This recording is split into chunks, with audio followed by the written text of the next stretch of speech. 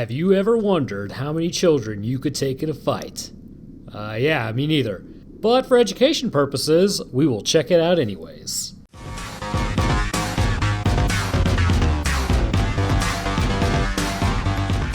What's up guys, it's Roanoke Gaming here, and I hope you're ready to have some kids, because we've got a swarm of them who are hungry and screeching. Not your idea of a good time, huh? Well, it's not Isaac Clarke's either.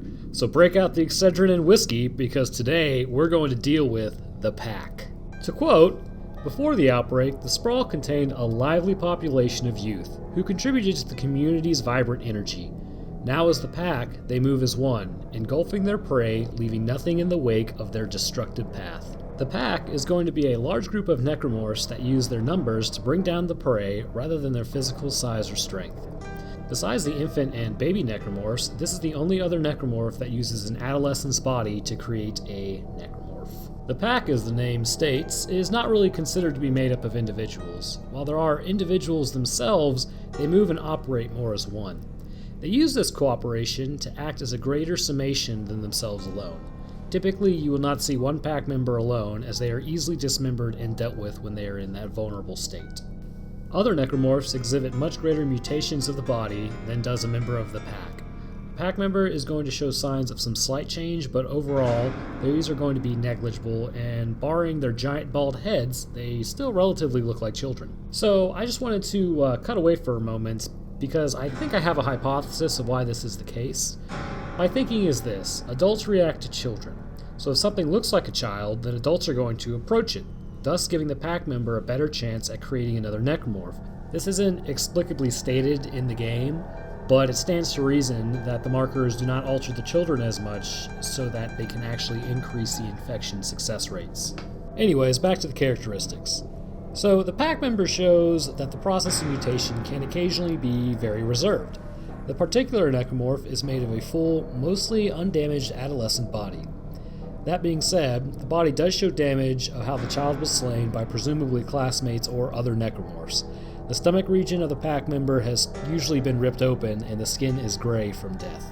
The hands of this Necromorph, or whatever's left of the hands considering they had to be infected first, have had the fingers replaced with long, strong, sharp, bony protrusions that are used to slash at the enemies, giving them much of the same fate that befell the Necromorph. Due to the new structure of the hands, the wrist has also been strengthened to take the blunt force of striking living humans, providing it with the reinforcement necessary.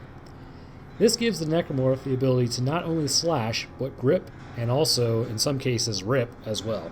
The shoulder blades have extended outwards from the ribs, and the thick muscle and tendons have sprouted between the two blades. This continues into the arms, making them much more powerful than a child's arms would be, and probably much more powerful than the average adult.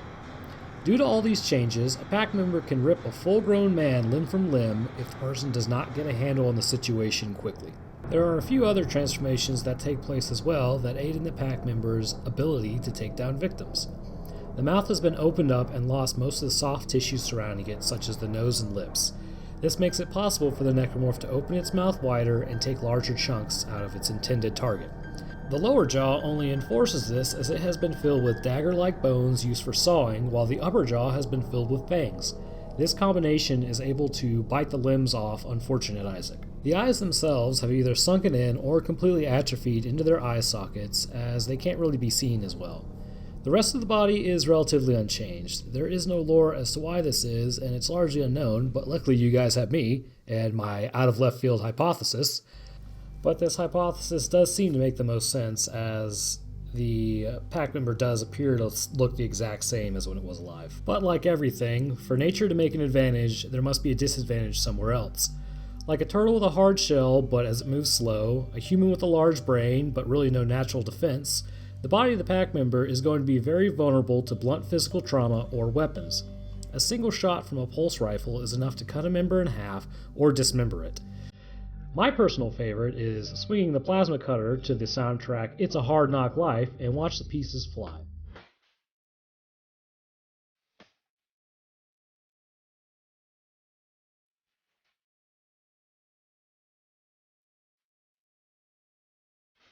All of these indicate that two possibilities exist.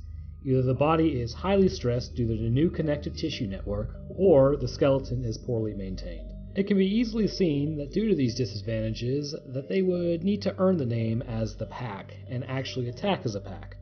A member is going to be quite fast and will inspire the fear as it constantly shrieks at its intended target. This shrieking is not only to intimidate, but also the individual member coordinate with each other due to this screeching. This shrieking is possible due to the minute changes of the overall form of the Necromorph. The vocal cords are still intact, which means they can still yell, and this yell can cause disorientation, confusion, and panic in the victims. This coupled with the claws means that the would-be hero quickly becomes a pile of arms and legs minus a head on the ground. A successful method to counter a pack member is to pull them into one area where your back is against the wall and keep firing your weapon. If they get in too close, swing for the fences. Pack members like to try to sneak up behind you to complete their attacks, so you never want any space open behind. If you do not heed this advice, things typically won't go so great for you.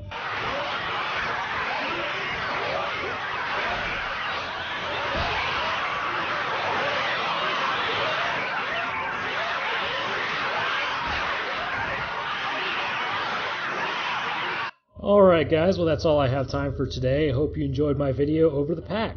Please like and subscribe and push that bell so you know whenever I upload. As it appears, I'm starting to do this 3 times a week. I know in the last video I said I could upload 4K, but I tried to upload 4K and for some reason it doesn't want to do it anymore. So I'm trying to figure out what's going on with that now, and it's just kind of a cluster. But it feels good to get back in the Dead Space universe, and up next I believe I'm going to be doing the Toddler Necromorph. Honestly, I don't know which is worse, a human toddler or a necromorph one. Anyways, you guys decide. Y'all take care.